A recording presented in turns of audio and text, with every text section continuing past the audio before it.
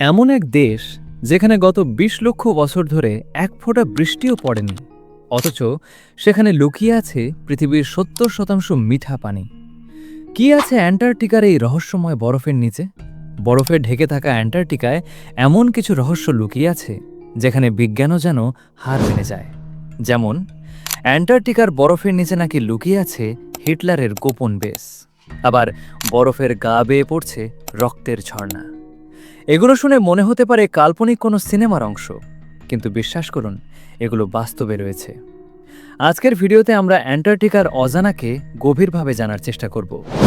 ঝর্ণা দেখতে কতই না মনমুগ্ধকর লাগে, কিন্তু সেটা যদি হয় রক্তের ঝর্ণা, তাহলে ব্যাপারটা কত ভয়ের এবং ঘৃণার বিষয় হয়ে যায়। অ্যান্টার্কটিকায় গেলে আপনি এইরকম রক্তের ঝর্ণা সাক্ষী হবেন। কিন্তু কেন এই পানি লাল? এর পেছনে একটা দারুণ সায়েন্স রয়েছে।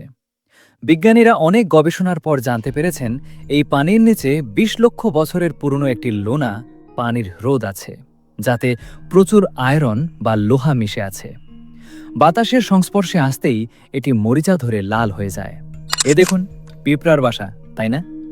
কতগুলো পিঁপড়া ঘোরাঘুরি করছে। আপনার বাড়ির পাশেই হয়তো আছে। কিন্তু পুরো অ্যান্টার্কটিকা মহাদেশে একটিও পিঁপড়া নেই।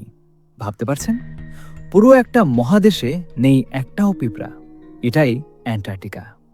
অ্যান্টার্কটিকার ৪ কিলোমিটার পুরু বরফের নিচে গ্যাম্বার্টসে পর্বতমালা নামে একটি বিশাল পাহাড়ের সারি আছে, যা লম্বায় প্রায় ১,২০০ কিলোমিটার।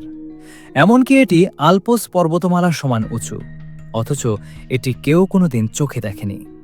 বিশালদেহী এই পাহাড়ও যেন সামান্য বরফের কাছে হেরে গেছে। এটাই প্রকৃতির নির্মল খেলা।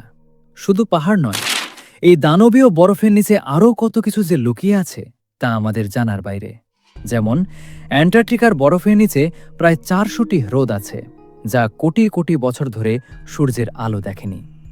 এর মধ্যে ভস্তক হ্রদ সবচেয়ে বড়।